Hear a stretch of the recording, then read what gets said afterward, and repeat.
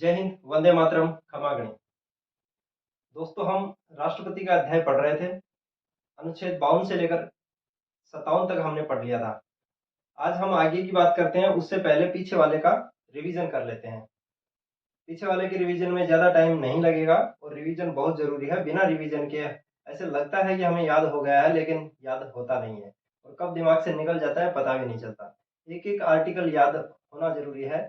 अगर आप मेरे से अध्ययन कर रहे हैं, तो मेरी इच्छा यही है कि आपको हर एक अनुच्छेद याद हो जाए। एक-एक आर्टिकल याद रखना क्यों ज़रूरी है? क्योंकि आज के समय आप देख रहे हैं, पेपर हैं वो सीरियल से आउट हो रहे हैं। उनका कोई इलाज ही नहीं है। न सरकार के पास है, न किसी संस्थाओं के पास है। पुलिस वगैरह काफ़ी प्रयास करती है, लेकिन पेपर पार हो ही जाते हैं। तो इसलिए मैं चाहता हूँ कि आप उन लोगों से काफ़ी आगे रहें। इसलिए अपन को एक-एक आर्टिकल याद होना ज़रूरी है। कल अपन ने बात की थी सबसे पहले भाग 5 की। भाग 5 में आर्टिकल 52 से लेकर 151 तक है। भाग 5 के 5 अध्याय के रूप में बांटा गया है। कार्यपालिका, व्यवस्थापिका, तीसरा अध्यादेश, चौथा न्यायपालिका और पांचवा नियंत्रक एवं महालेखा परीक्षक। पहले भाग की बात करें अपन 52 से 78, अनुच्छेद 52 से 78 कार्यपालिका है। दूसरे में 79 से लेकर 122 तक व्यवस्थापिका है। व्यवस्थापिका मतलब संसद, संसद मतलब राज्यसभा, लोकसभा और राष्ट्रपति, तीनों से मिलकर संसद बनती है। तीसरा अध्यादेश आता है, अनुच्छेद 123। चौथा न्यायपालिका, 124 से लेकर 147 तक। और पांचवा भाग है CAG, controller and auditor general of India, जो 148 से लेकर 151 तक है। सबसे पहले राष्ट्रपति हैं। कार्यपालिका में अगर अपन पढ़ें,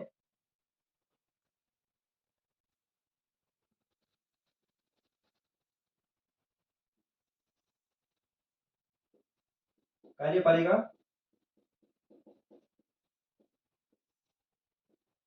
व्यवस्थापिका,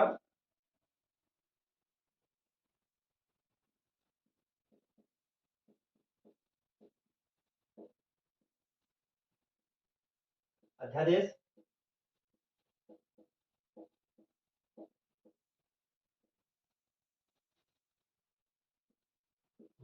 न्यायपालिका व कैग।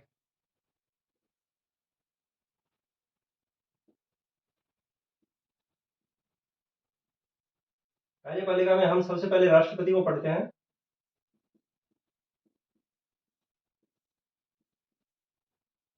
52 से लेकर 62 तक। अनुच्छेद 52 में यह उपबंध किया गया है कि भारत का एक राष्ट्रपति होगा। अनुच्छेद 53, भारत की स्वस्थ कार्यपालिका शक्तियां राष्ट्रपति में विद्यमान रहेंगी, स्वयं या अपने अधीनस्थों के माध्यम से प्रयोग करेगा। अनुच्छेद 54 में निर्वाचक मंडल की बात की गई है। अनुच्छेद 55 में निर्वाचन प्रक्रिया की बात की गई है। अनुपातिक प्रतिनिधित्व की एकल मत संक्रमणीय प्रणाली के द्वारा, गुप्त मतदान के द्वारा राष्ट्रपति का निर्वाचन होता है। आर्टिकल 56 में कार्यकाल की बात की जाती है, जो सामान्यतः 5 वर्ष होता है और वह 5 साल से पहले अगर चाहे तो स्वयं उपराष्ट्रपति को संबोधित करते हुए त्याग पत्र दे सकता है, या फिर उनको महाभियोग के द्वारा हटाया जा सकता है। आर्टिकल 57 में पुनर्निर्वाचन, अर्थात क्या एक राष्ट्रपति दोबारा या तिबारा, तीसरी बार या कितनी बार बन सकता है, तो उसके बारे में असीमित बार बन सकता है, कितनी भी बार बन सकता है। जैसे कि अमेरिका के अंदर राष्ट्रपति केवल 2 बार बन सकता है। 2 बार बनने के बाद तीसरी बार वो फॉर्म ही नहीं भर सकते, आवेदन नहीं कर सकते। अब बात करते हैं अपन आर्टिकल 58 की। अनुच्छेद 58, 58 में योग्यता दी गई है राष्ट्रपति पद के लिए।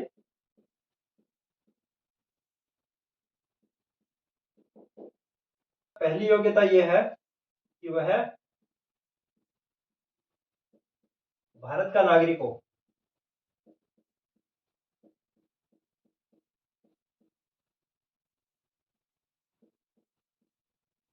अर्थात वह भारत का नागरिक होना चाहिए। यह जरूरी नहीं है कि वो जन्मजात नागरिक हो। जैसे अपन बात करें, सोनिया जी हैं, वो जन्मजात भारतीय नागरिक नहीं है, लेकिन वो उनके पास भारत की नागरिकता है। अगर वो चाहें तो वो चुनाव लड़ सकते हैं राष्ट्रपति का। दूसरी, वह 35 वर्ष की आयु पूर्ण कर चुका हो।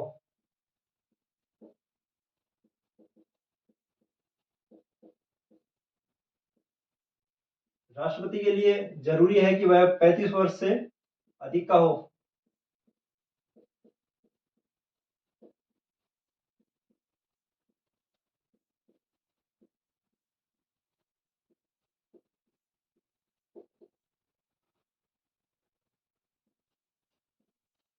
तीसरी यह है कि वह लोकसभा का सदस्य।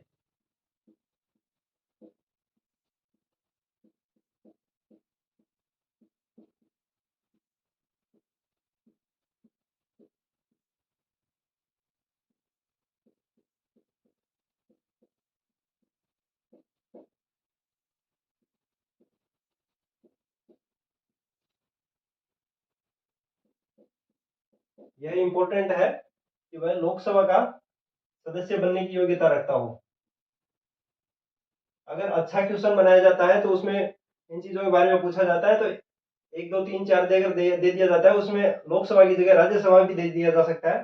तो ये ध्यान रखना कि अगर लोकसभा आता है तो वो सही होगा, और अगर राज्यसभा दिया हुआ आता है तो वो गलत होगा। राज्यसभा का सदस्य होने की योग्यता रखने के लिए वो उपराष्ट्रपति के लिए जरूरी है, राष्ट्रपति के लिए लोकसभा का सदस्य होना जरूरी है।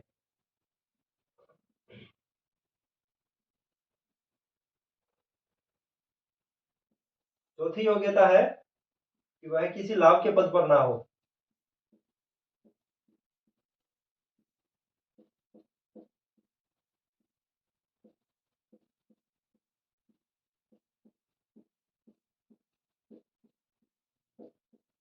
लाभ के पद कौन कौन से होंगे इसका संविधान में कहीं उल्लेख नहीं किया गया है। सामान्यतः माना जाता है कि जैसे सरकारी कर्मचारी हैं वो लाभ के पदों पर आते हैं, इस तरह से। और बाकी लाभ के पद कौन कौन से होंगे इसका संविधान में उल्लेख नहीं है।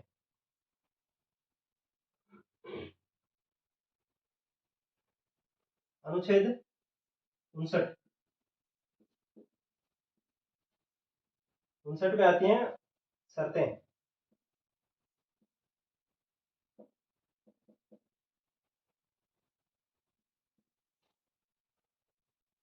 पहली शर्त यह है कि वह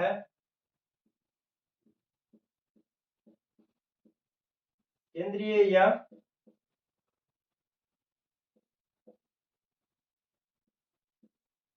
राज्य विधानमंडल का सदस्य नहीं होना चाहिए।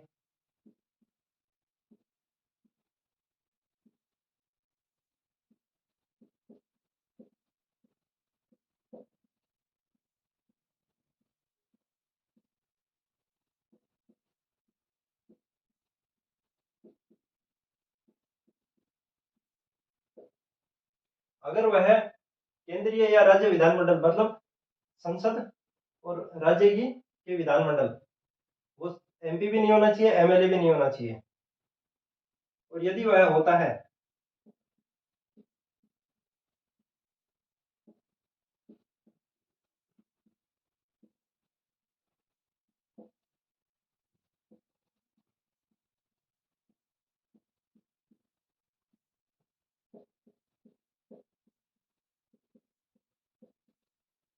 अगर वह विधानमंडल का सदस्य है तो पद ग्रहण की दिनांक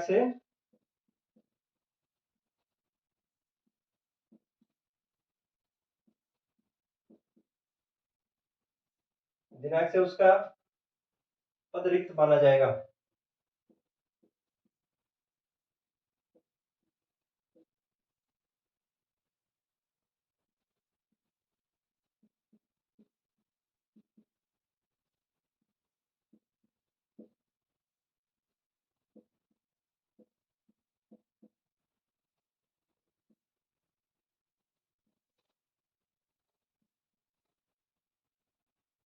पदावधि के दौरान या पदावधि के बजाय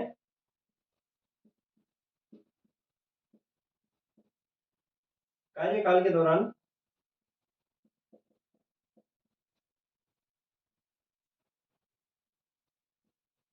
उसके वेतन भत्ते, उपलब्धियां इत्यादि कम नहीं की जाएंगी।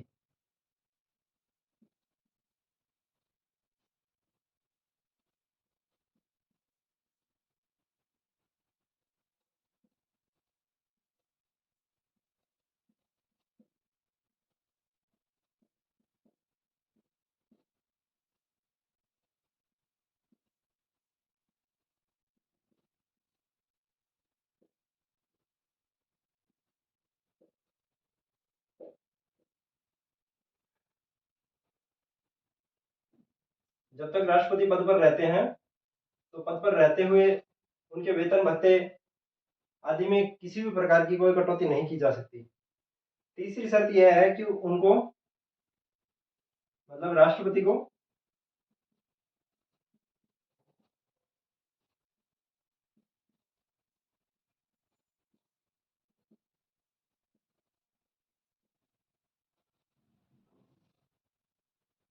निःशुल्क आवास आवंटित किया जाएगा, अर्थात राष्ट्रपति भवन।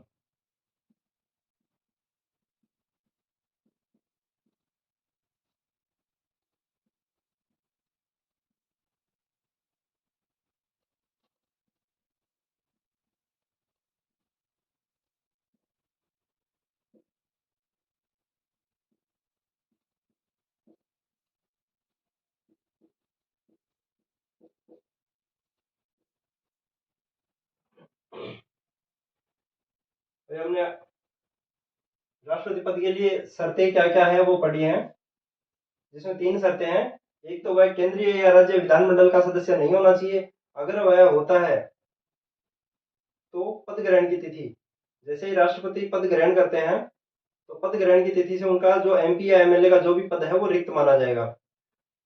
दूसरा यह है कि कार्यकाल के दौरान उनके वेतन भत्तों में कटौती नहीं की जा सकती।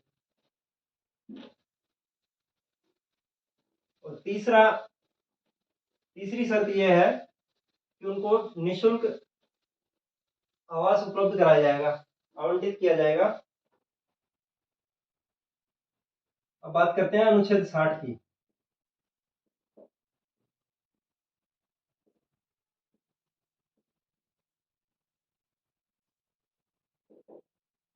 आर्टिकल 58 अपन को अगर याद रखना हो तो 5/8 5वीं 8वीं योग्यता होनी चाहिए। जरूरी नहीं है, पढ़ाई लिखाई कोई जरूरी नहीं है किसी भी राजनीतिक पद के लिए। एक बार सरपंच के लिए जरूर पिछली बार उपबंध किया गया था, लेकिन उसको हटा दिया गया बाद में। केवल याद रखने के लिए कि 5/8 मतलब अनुच्छेद 58 और 5वीं 8वीं योग्यता होनी चाहिए, तो ये याद रखने के लिए है। वैसे मत याद रख लेना कि 5वीं 8वीं पास होना चाहिए राष्ट्रपति चुनाव लड़ने के लिए। शपथ की अगर अपन बात करें तो राष्ट्रपति को शपथ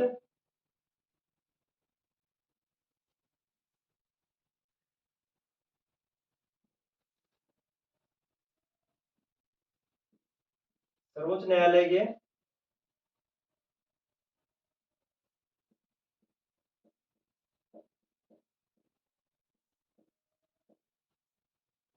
मुख्य न्यायाधीश,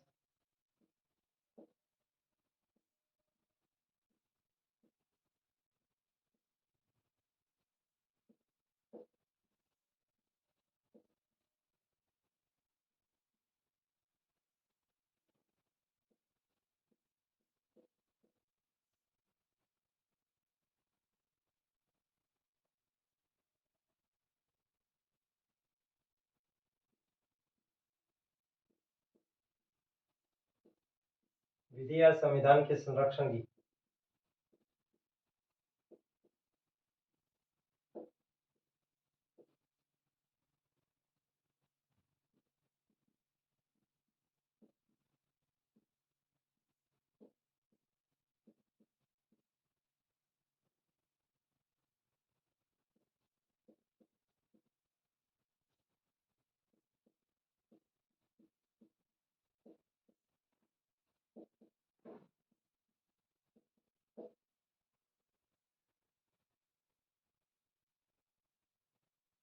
सर्वोच्च न्यायालय के मुख्य न्यायाधीश मतलब सीजेआई।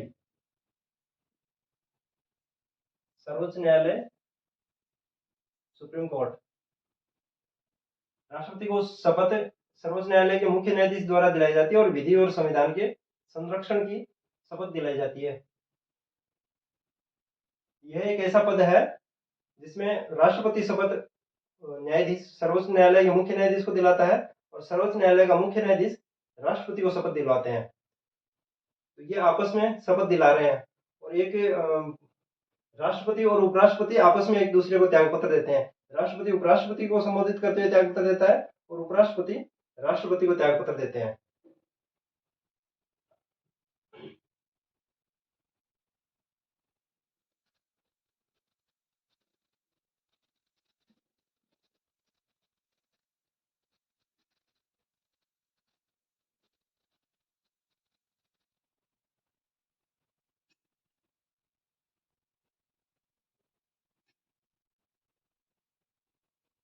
नेक्स्ट अनुच्छेद 61।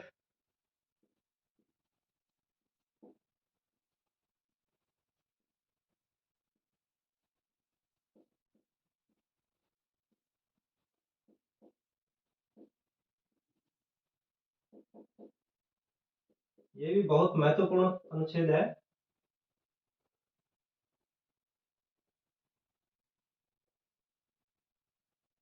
इसमें महाभियोग प्रक्रिया, आर्टिकल 61 में महाभियोग प्रक्रिया का उल्लेख किया गया है।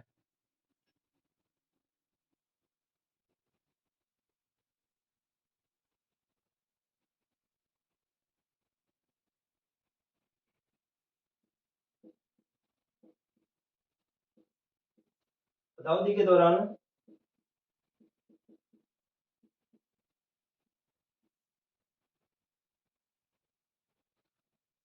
या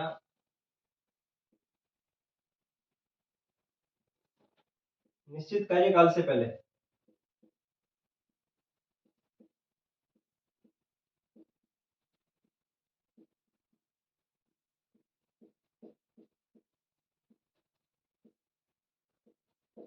राष्ट्रपति को हटाने के लिए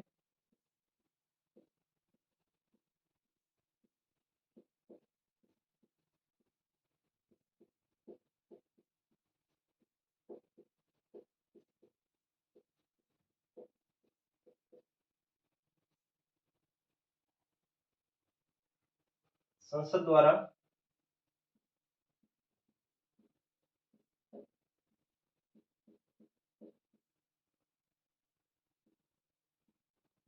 महाभियोग प्रक्रिया अपनाई जाती है।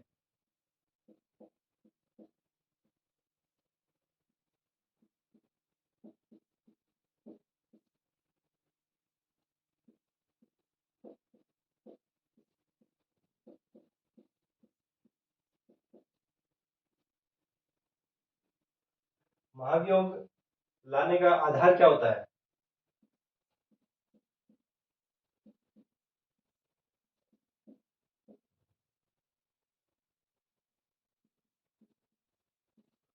संविधान का अतिक्रमण, संविधान या विधि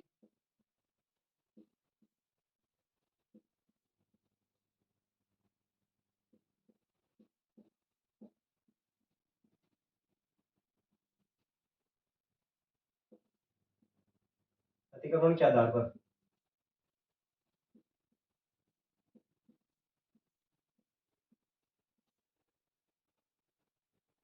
क्योंकि राष्ट्रपति शपथ लेते हैं संविधान के संरक्षण की और वही अगर अतिक्रमण करने लग जाए तो महाभियोग प्रक्रिया के द्वारा राष्ट्रपति को हटाया जा सकता है, जिसका हमारे संविधान के आर्टिकल 61 में उल्लेख किया गया है।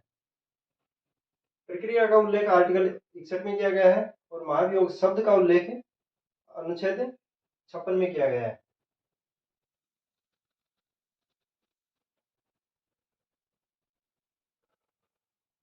महाभियोग प्रक्रिया 3 चरणों से होकर गुजरती है।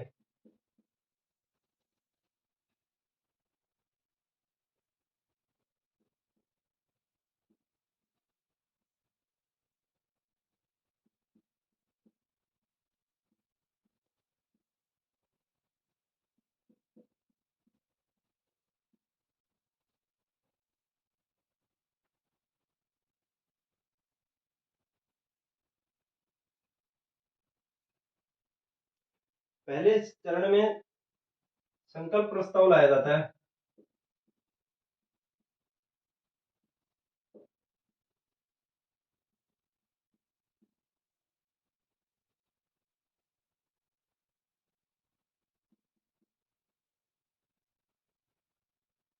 जो संसद के महाभियोग किसी भी संसद के किसी भी सदन में लाया जा सकता है, राज्यसभा में या लोकसभा में, किसी भी एक सदन में लाया जाएगा, वहां से संकल्प प्रस्ताव रखा जाएगा, फिर वो पारित होगा, पारित होने के बाद दूसरे सदन में जाएगा।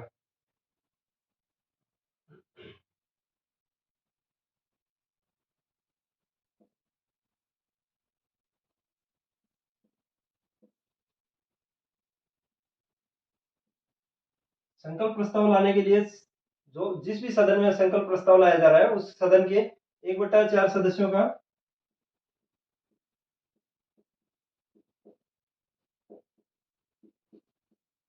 लिखित सहमति जरूरी है।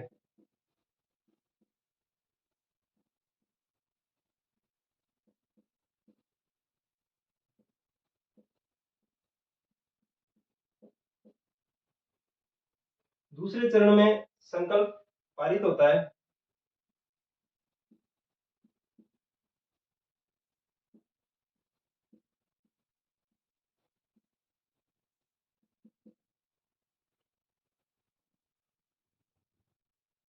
संकल्प प्रस्ताव को पारित करने के लिए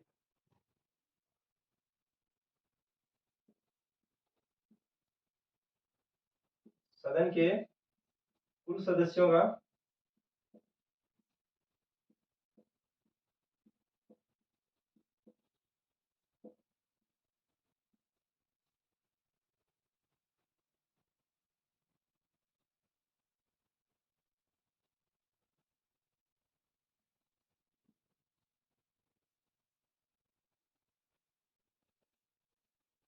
कुल सदस्यों के 2/3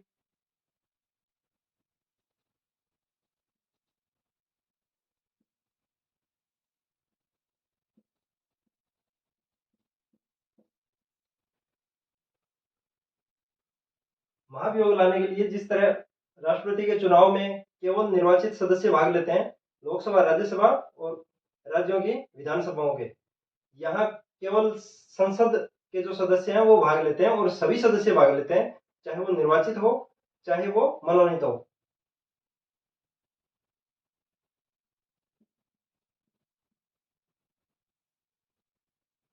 और इसका तीसरा चरण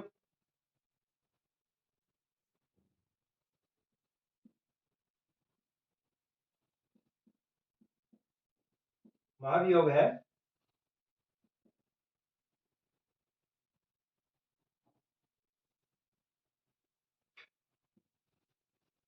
यह भी सदन के 2/3 सदस्यों के द्वारा।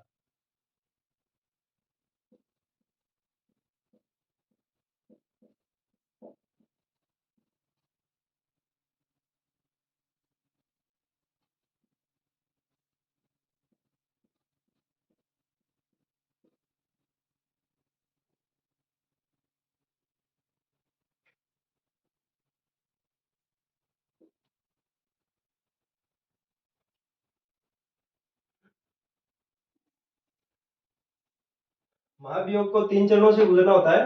पहला चरण संकल्प प्रस्ताव होता है, जिसमें 1/4 सदस्य जिस भी सदन में लाया जा रहा है, जैसे राज्यसभा या लोकसभा में लाया जा रहा है तो लोकसभा के कुल सदस्यों का 1/4 भाग, या राज्यसभा में लाया जा रहा है तो राज्यसभा के सदस्यों का 1/4 भाग से प्रस्ताव लाया जाता है, जिसे संकल्प प्रस्ताव कहा जाता है। दूसरे में संकल्प प्रस्ताव को पारित किया जाता है, जिसमें उसी सदन के 2/3 भाग, 2/3 बहुमत से उसको पारित करना होता है, तो वो संकल्प पारित हो जाता है और दूसरे सदन में चला जाता है। दूसरे सदन में जाने के बाद राष्ट्रपति को खुद को स्वयं व्यक्तिगत उपस्थित होकर, या फिर अपने किसी मध्यस्थ के माध्यम से, अपने किसी प्रतिनिधि के माध्यम से अपना पक्ष रखने का अधिकार होता है। राष्ट्रपति के द्वारा अपना पक्ष रख देने के बाद अगर प्रस्ताव दूसरे सदन के 2/3 बहुमत से पारित हो जाता है, तो उसी वक्त से, उसी दिनांक से राष्ट्रपति का पद रिक्त घोषित हो जाता है और वह राष्ट्रपति के पद से हट जाते हैं। हमारे राष्ट्रपति के पद को कभी भी रिक्त नहीं किया जा सकता, इसलिए तुरंत उपराष्ट्रपति जो है वो पद ग्रहण कर लेंगे कार्यवाहक राष्ट्रपति के रूप में।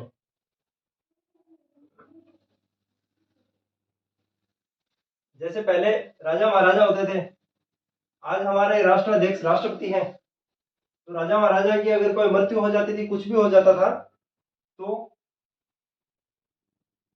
उसका जो पद है वो खाली नहीं किया जाता था। तुरंत उनके जो भी राजकुमार होते या कोई और होता तो उनको वो राजा बना दिया जाता। ठीक वैसे ही यहाँ भी राष्ट्रपति का पद खाली नहीं रखा जाता है। अगर महाभियोग से हट गए तो उपराष्ट्रपति तुरंत कार्यवाहक राष्ट्रपति के रूप में आ जाएंगे। और अगर बाई चांस अगर उपराष्ट्रपति भी अनुपस्थित है तो सर्वोच्च न्यायालय के मुख्य न्यायाधीश वो कार्यवाहक राष्ट्रपति के रूप में कार्य करेंगे। अगर वो भी अनुपस्थित हैं तब सर्वोच्च न्यायालय के अन्य जो न्यायाधीश हैं उनमें से सबसे वरिष्ठतम न्यायाधीश को कार्यवाहक राष्ट्रपति के रूप में पद ग्रहण करना होता है।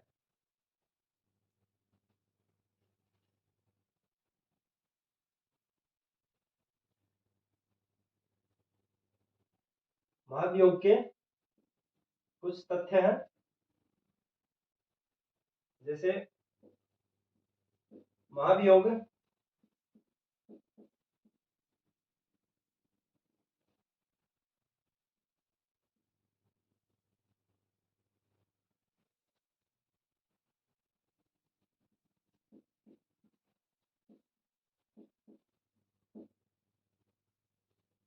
संसद के किसी भी सदन में लाया जा सकता है।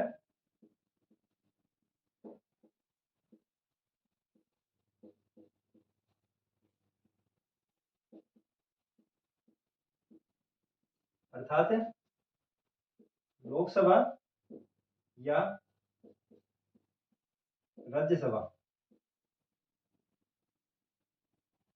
महाभियोग संसद के किसी भी सदन में लाया जा सकता है।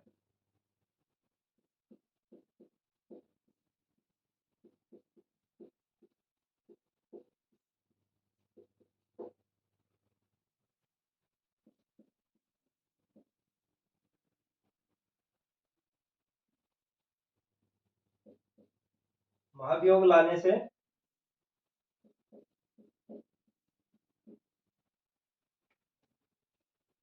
महाभियोग प्रस्ताव लाने से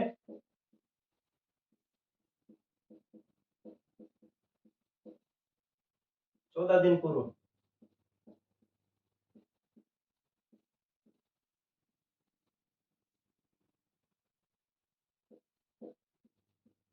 राष्ट्रपति को लिखित रूप से सूचित करना आवश्यक है।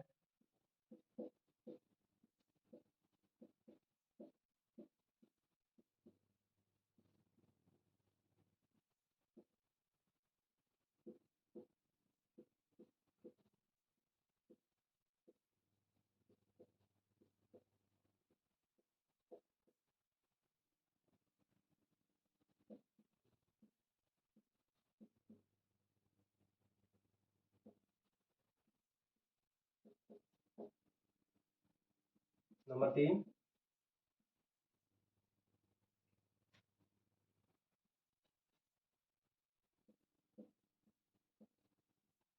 दूसरे सदन में एक सदन से जैसे प्रस्ताव पारित हो जाता है उसके बाद दूसरे सदन के द्वारा जांच की जाती है। जांच या अन्वेषण के दौरान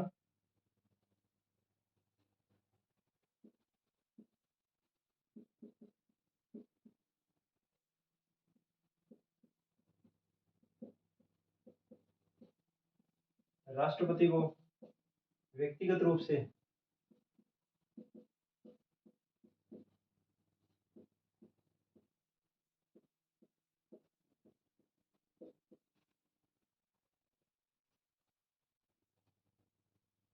या अपने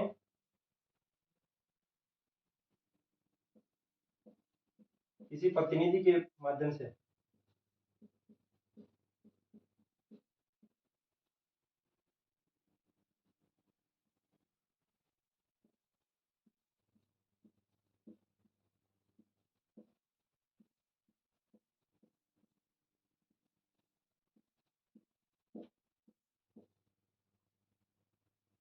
दूसरे सदन में जांच या अन्वेषण के दौरान राष्ट्रपति को व्यक्तिगत रूप से या किसी प्रतिनिधि के माध्यम से अपना पक्ष रखने का अधिकार प्राप्त है। पक्ष रखने का अधिकार प्राप्त है।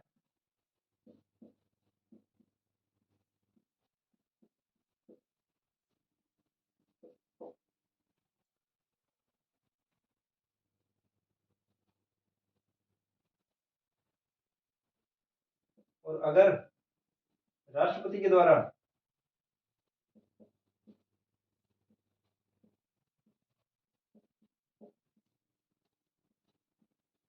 अपना पक्ष रखने के बाद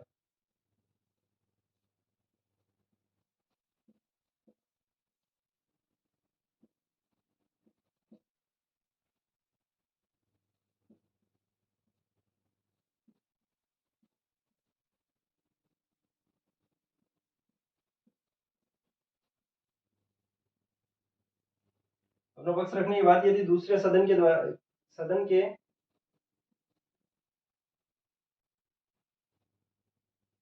कुल सदस्यों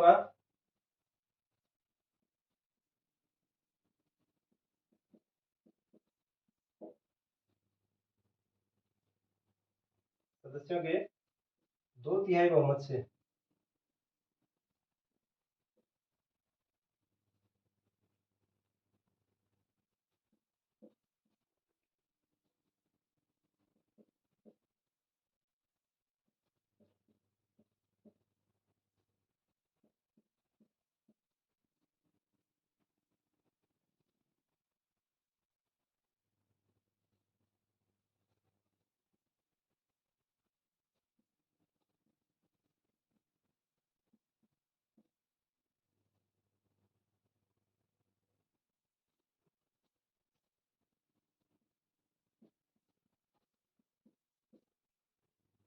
राष्ट्रपति द्वारा अपना पक्ष रखने के बाद यदि दूसरे सदन के द्वारा अपने कुल सदस्यों के 2/3 बहुमत से प्रस्ताव अगर पारित कर दिया जाता है तो राष्ट्रपति को हटना होता है।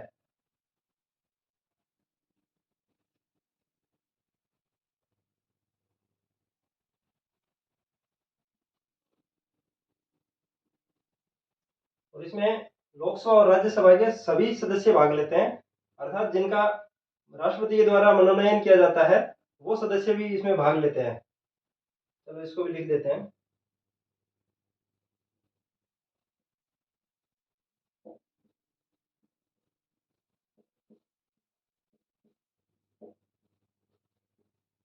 संसद के दोनों सदन के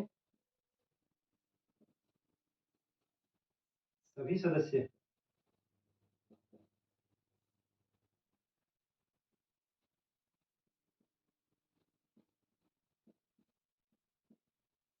महाभियोग प्रक्रिया में भाग लेते हैं।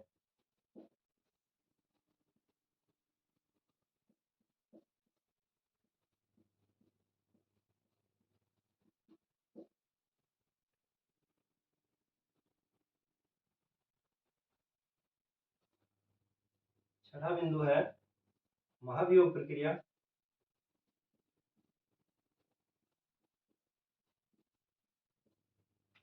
या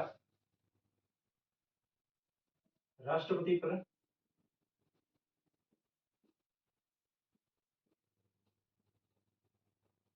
महाभियोग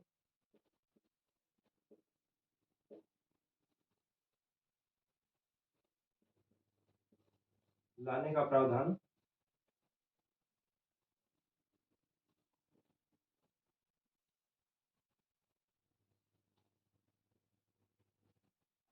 भारत ने यूएसए से लिया है।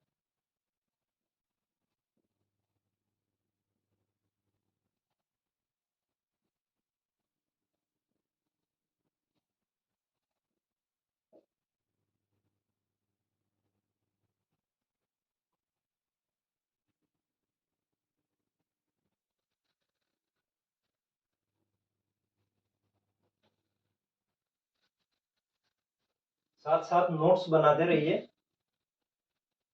ताकि एक बार बनाने के बाद वो आपके काम आएंगे रिवीजन के लिए। कोई भी क्वेश्चन राष्ट्रपति का मेरे द्वारा पढ़ाए गए कंटेंट से बाहर नहीं जाएगा 99%।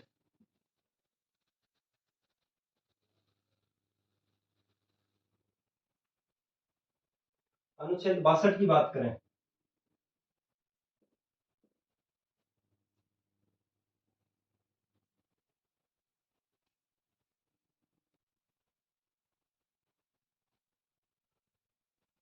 अनुच्छेद 62 में राष्ट्रपति के पद की रिक्ति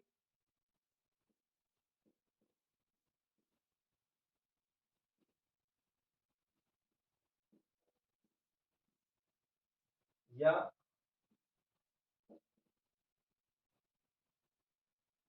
आकस्मिक रिक्ति,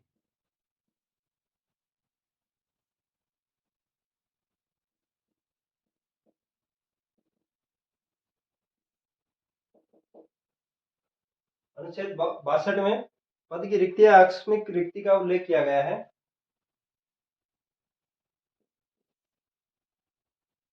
एक, कार्यकाल पूर्ण होने पर।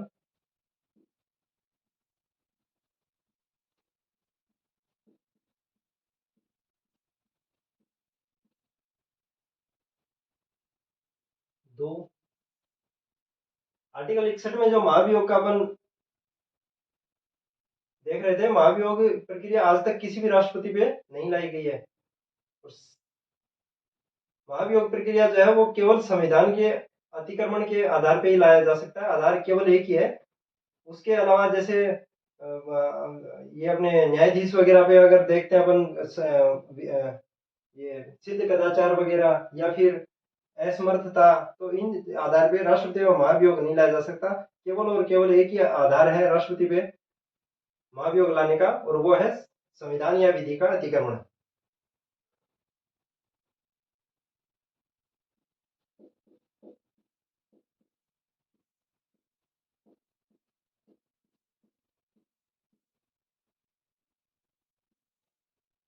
पद की रिक्ति, एक तो कार्यकाल पूर्ण होने पर, दूसरा यदि वह त्यागपत्र दे देता है, तीसरा मृत्यु होने पर,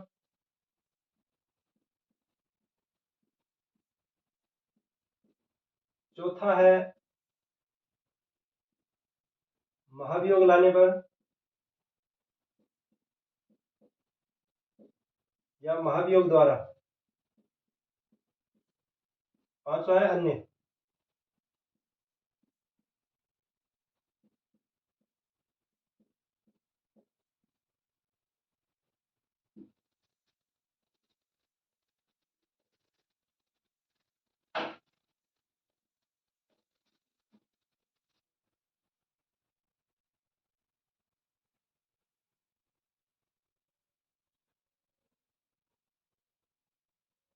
राष्ट्रपति पद का चुनाव जो है वो कार्यकाल पूर्ण होने से पहले करवा लिया जाना चाहिए। अगर किसी वजह से पहले नहीं किया जाता है तो अगले 6 माह में आवश्यक रूप से करवा लिया जाना चाहिए,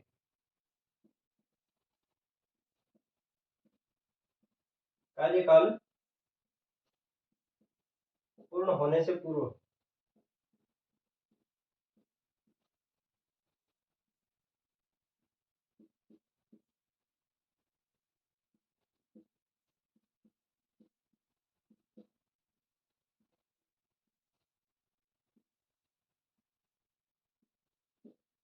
करवा लिया जाना चाहिए।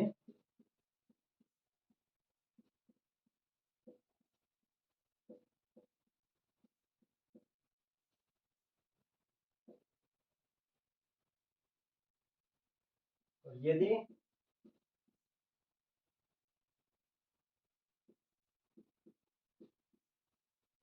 कार्यकाल से पूर्व,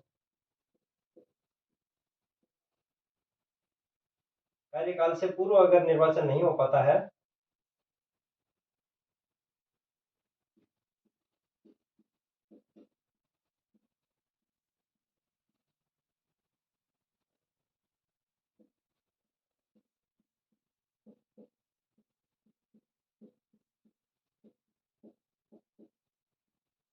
तो अगले 6 माह में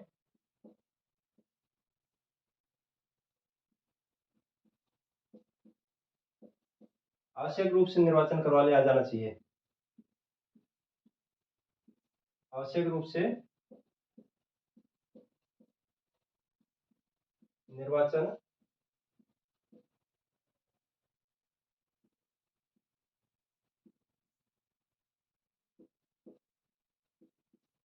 करवा लेना चाहिए।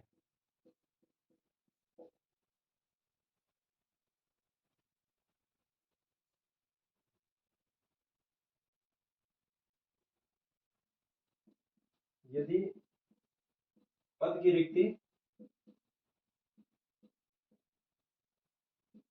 आकस्मिक कारण से हुई है,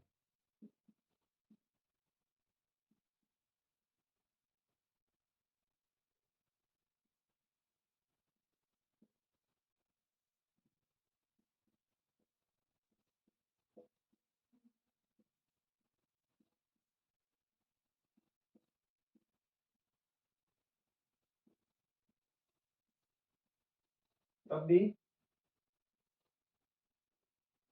अगले 6 माह में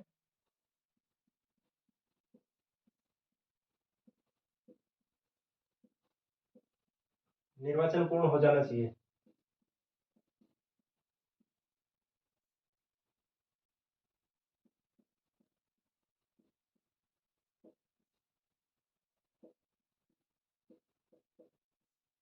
तथा निर्वाचित राष्ट्रपति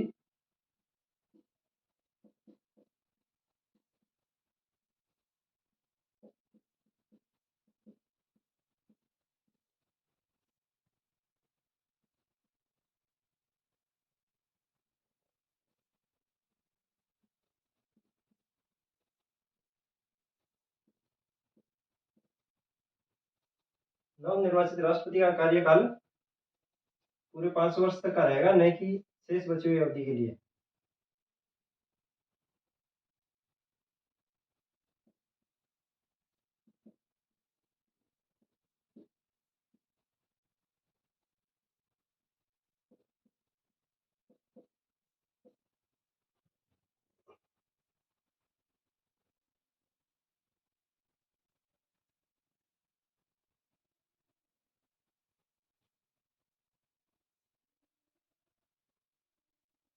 और जब तक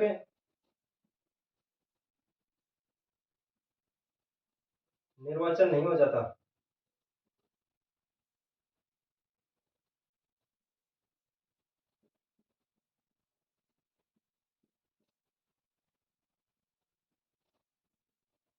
तब तक उपराष्ट्रपति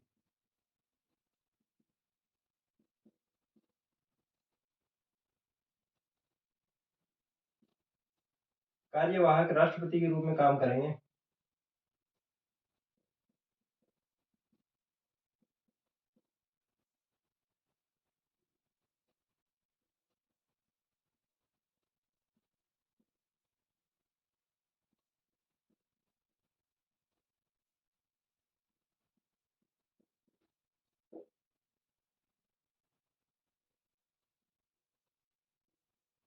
और यदि उपराष्ट्रपति का पद रिक्त है,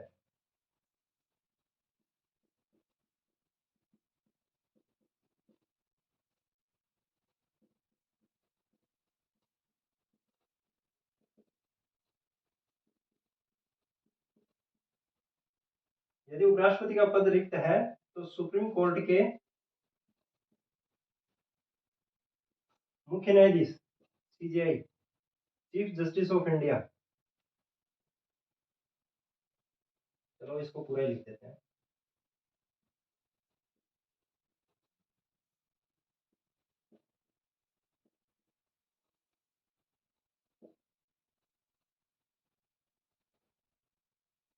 पद ग्रहण करेंगे।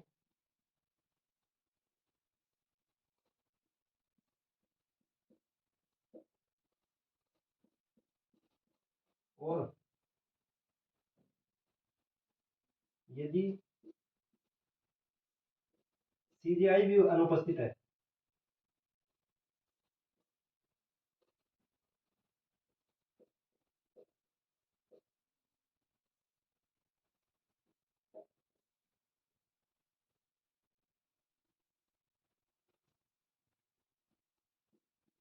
तो सुप्रीम कोर्ट के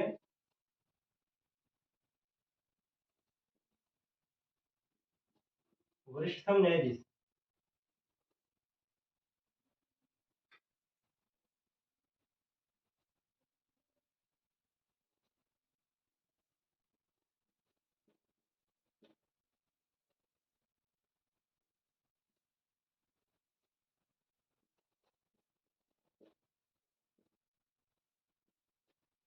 कार्यवाहक राष्ट्रपति का पद ग्रहण करेंगे।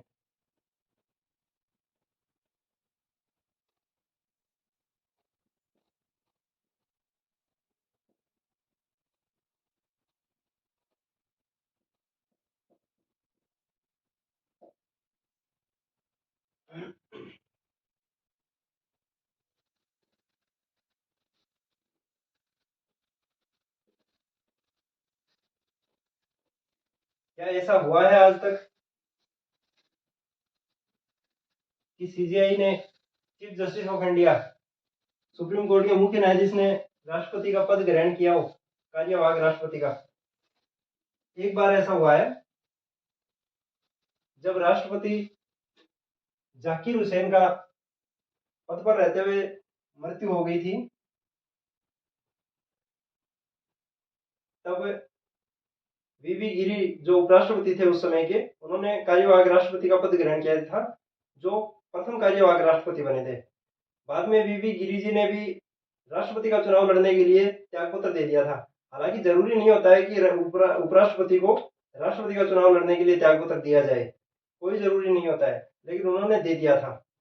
जब वीवी गिरी ने त्यागपत्र दे दिया था, तब सर्वोच्च न्यायालय के मुख्य न्यायाधीश उस समय मोहम्मद हिदायतुल्ला थे, उन्होंने कार्यवाहक राष्ट्रपति के रूप में पद ग्रहण किया था।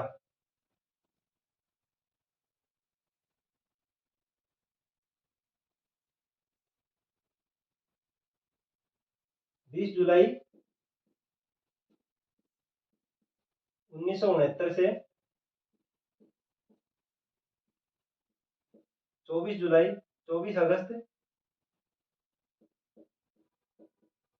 लगभग एक माह।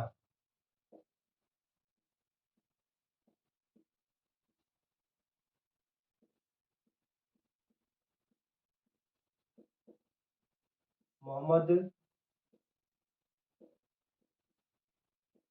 हिदायतुल्ला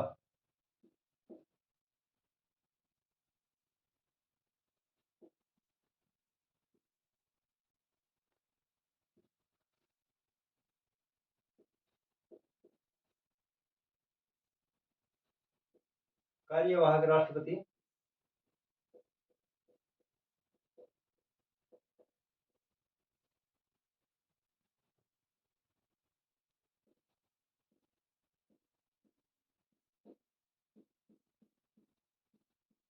के पद का निर्वहन किया था।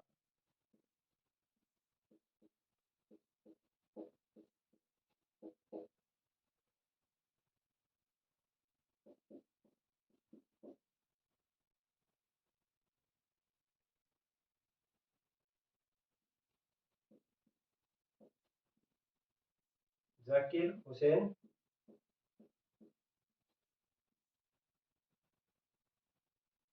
व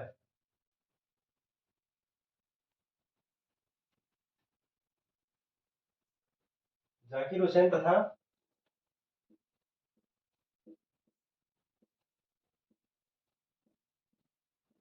फखरुद्दीन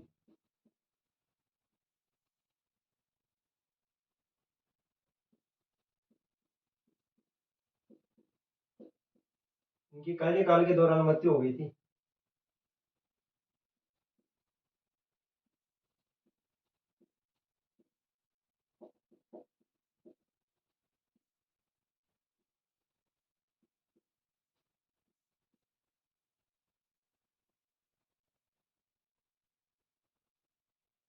ये राष्ट्रपति के अनुच्छेद 52 से 62 तक हो गए। एक अनुच्छेद और है, अनुच्छेद 71, और ये एक ऐसा अनुच्छेद है जिसका संबंध राष्ट्रपति और उपराष्ट्रपति दोनों से है।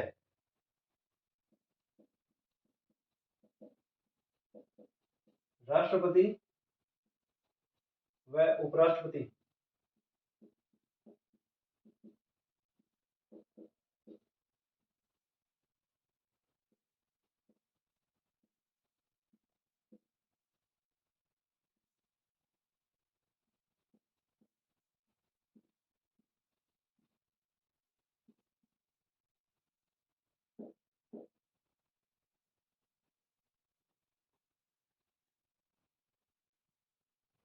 राष्ट्रपति और उपराष्ट्रपति के चुनाव के से संबंधित वाद।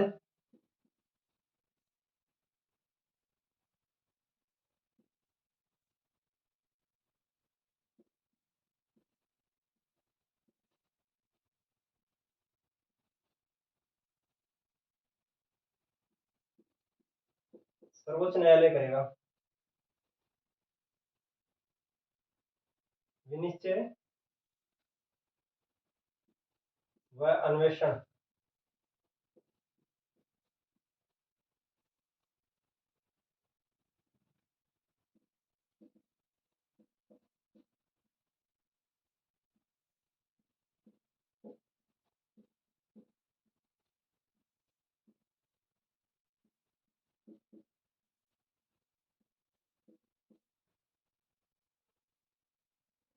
तथा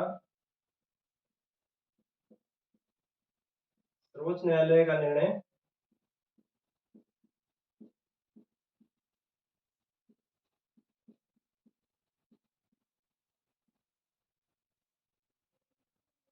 अंतिम होगा।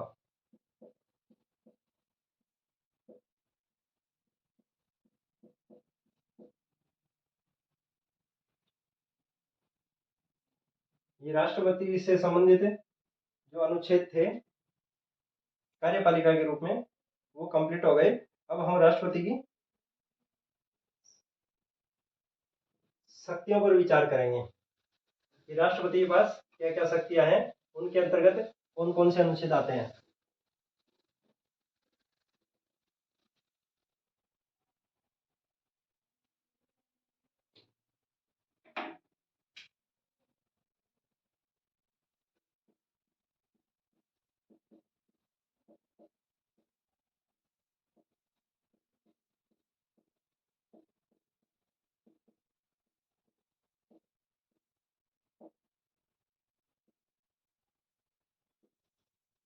संविधान के द्वारा राष्ट्रपति को दो प्रकार की शक्तियां दी गई हैं। एक तो सामान्य शक्तियां,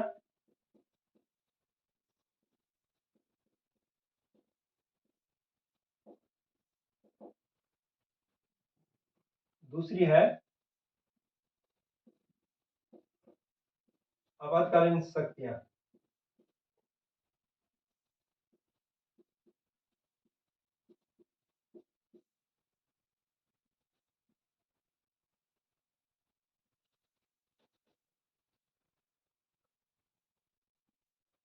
सामान्य शक्तियों में आती हैं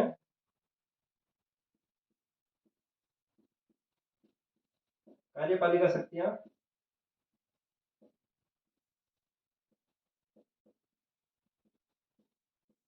नंबर दो है विधायी शक्तियां,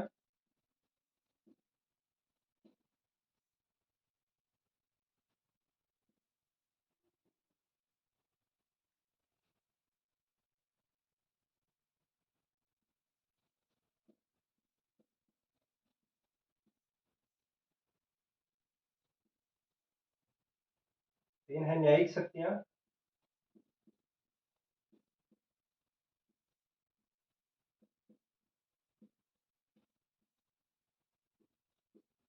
नंबर चार वित्तीय शक्ति,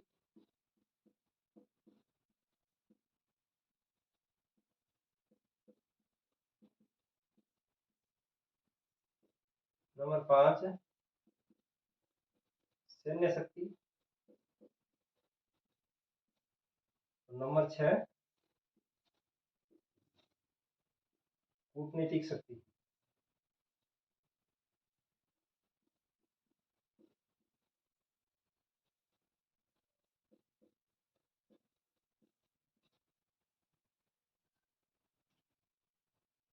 आपातकाल भी तीन प्रकार के होते हैं। नंबर 1 राष्ट्रीय आपात,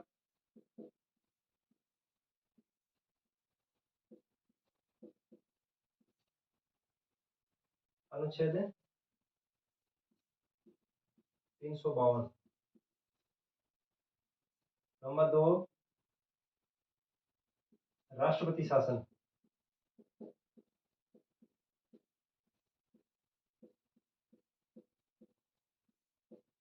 या इसको राज्य आपात भी बोलते हैं, अनुच्छेद 356। और तीसरा है वित्तीय आपात,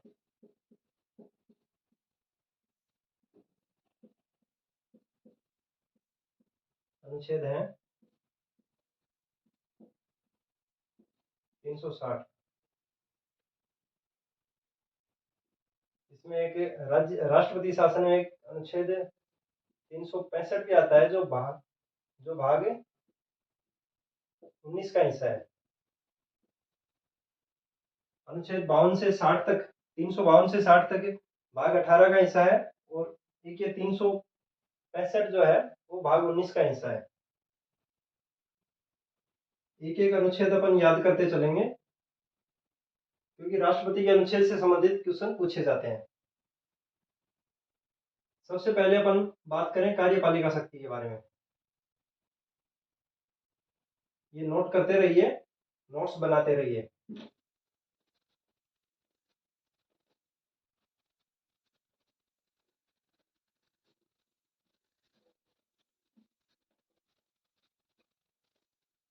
पहली बार में समय लगेगा नोट्स बनाने में, बाद में रिवीजन के टाइम इजी रहेगा। 1 घंटे की क्लास को आप ज़्यादा से ज़्यादा 15-20 मिनट में नोट्स के माध्यम से रिवाइज कर देंगे। 2-3 बार पढ़ने के बाद तो 10 मिनट में ही कर देंगे। सबसे पहले बात करें कार्यपालिका शक्ति।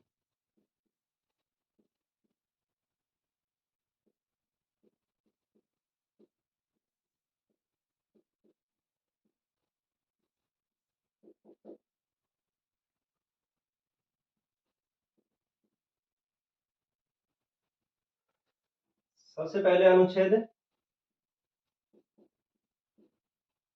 53 की बात करें तो 53, अनुच्छेद 53 अपन ने पहले पढ़ लिया है, जिसमें यह दिया गया है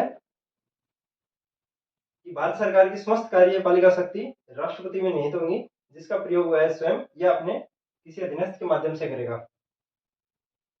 दूसरा अनुच्छेद आता है 77। इसमें उल्लेख किया गया है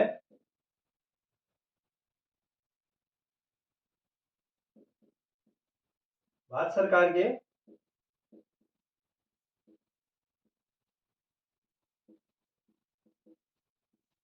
समस्त कार्यों का संचालन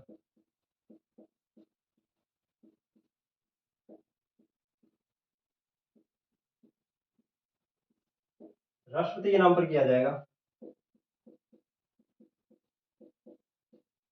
भारत सरकार के समस्त कार्यों का संचालन राष्ट्रपति के नाम से किया जाएगा।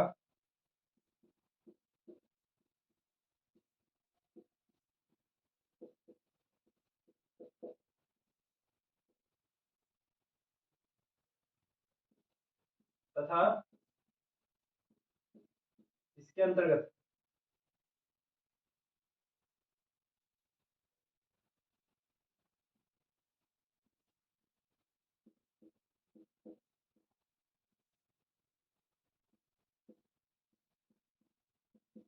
राष्ट्रपति को तथा इसके अंतर्गत राष्ट्रपति को नियम बनाने तथा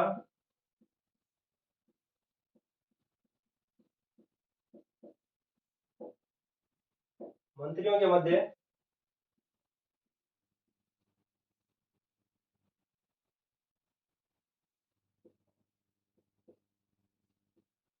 कार्यों के विभाजन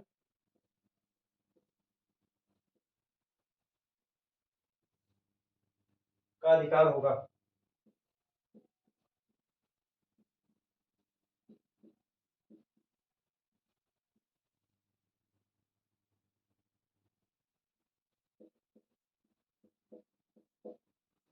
आर्टिकल 77 के में ही प्रावधान किया गया है कि भारत सरकार के समस्त कार्यों का संचालन राष्ट्रपति के नाम से किया जाएगा तथा मंत्रियों के मध्य कार्यों का विभाजन राष्ट्रपति के द्वारा किया जाएगा।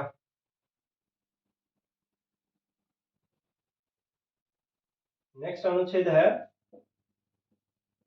78।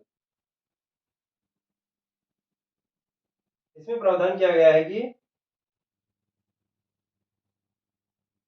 राष्ट्रपति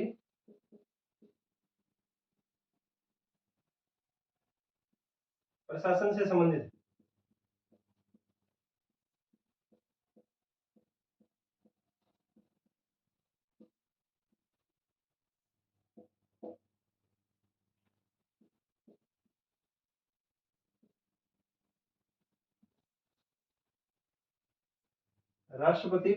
संबंधित सूचना प्रधानमंत्री से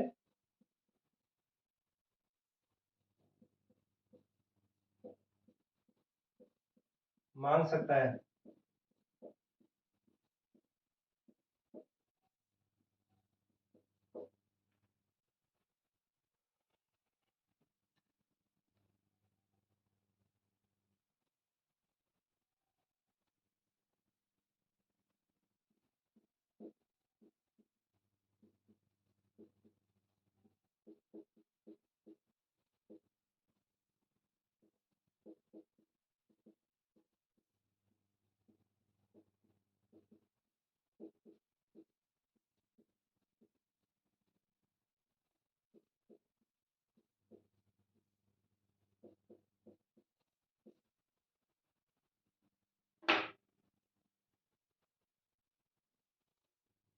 अनुच्छेद 263। इसमें प्रावधान किया गया है कि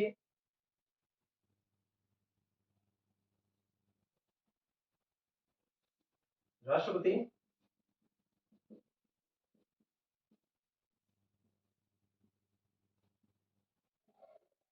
केंद्र व राज्यों के मध्य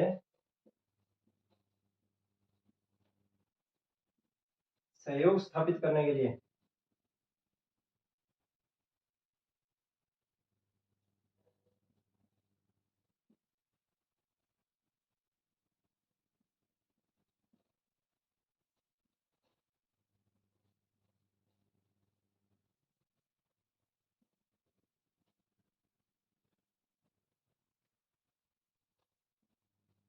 अंतर्राज्यीय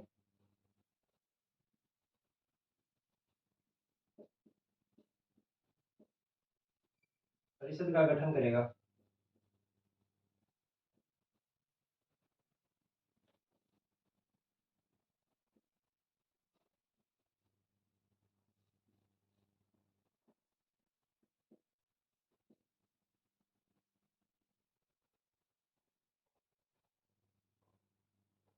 और राष्ट्रपति को कार्यपालिका शक्तियों के अंतर्गत ये आता है कि वह किसी भी क्षेत्र को अनुसूचित क्षेत्र घोषित कर सकता है और राष्ट्रपति को अनुसूचित जाति और अनुसूचित जनजाति क्षेत्र के प्रशासन के संचालन का अधिकार होता है।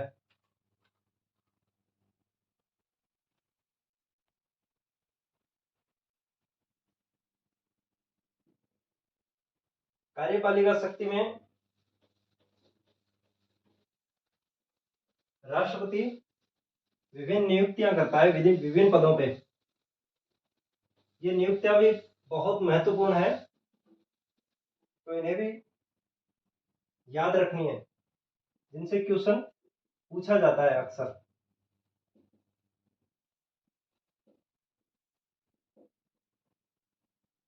सबसे पहले प्रधानमंत्री,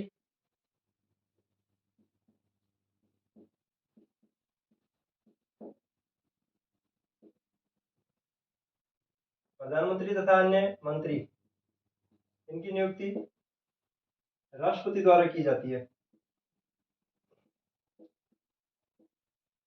राज्यपाल, राज्यों के लिए राज्यपाल या उपराज्यपाल। यूटी में उपराज्यपाल होते हैं या प्रशासक भी होते हैं।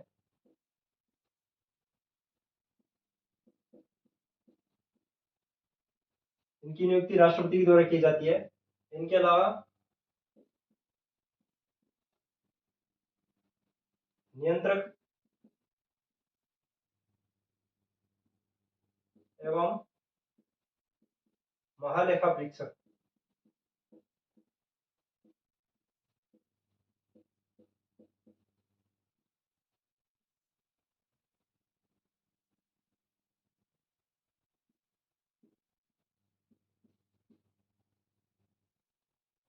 सर्वोच्च न्यायालय तथा उच्च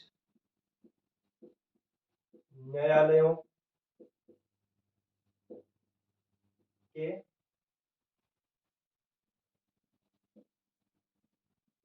समस्त न्यायाधीशों की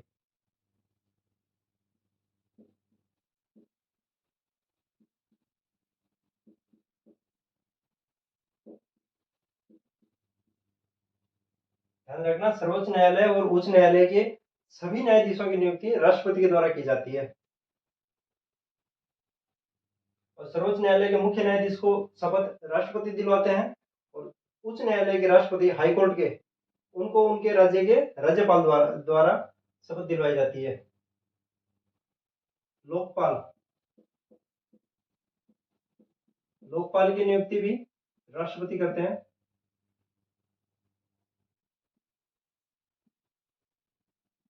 मुख्य तथा अन्य चुनाव आयुक्त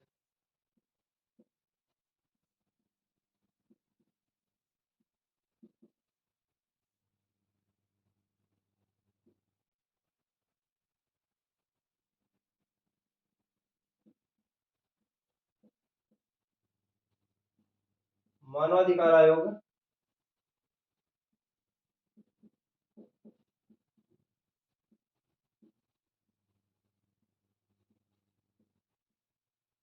अध्यक्ष व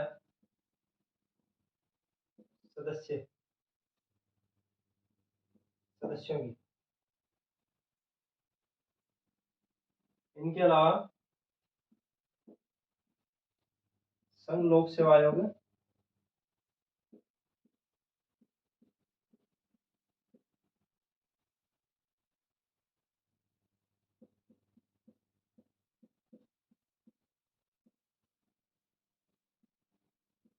संघ लोक सेवा आयोग के अध्यक्ष और उनके सदस्य।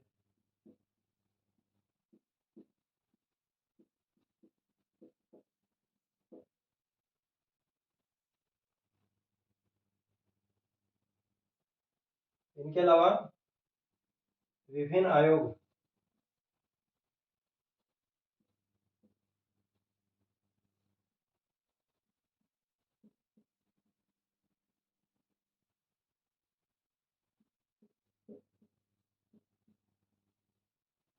विभिन्न आयोगों का गठन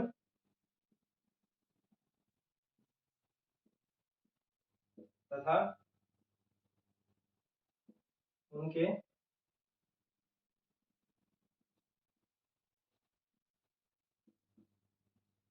अध्यक्षों की नियुक्ति।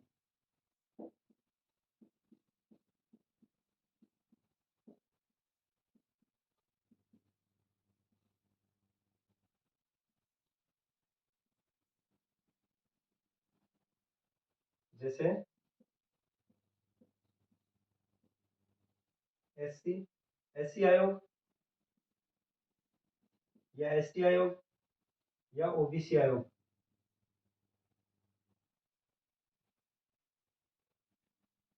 इनके अलावा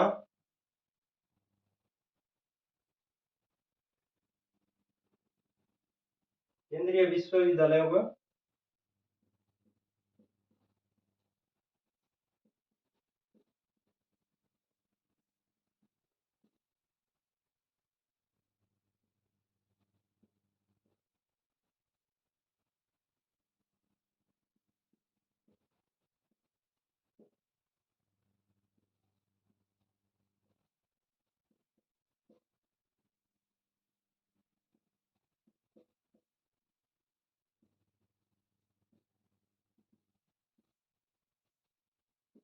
केंद्रीय विश्वविद्यालयों के कुलपति की नियुक्ति राष्ट्रपति द्वारा की जाती है। ये नियुक्तियां हो गई।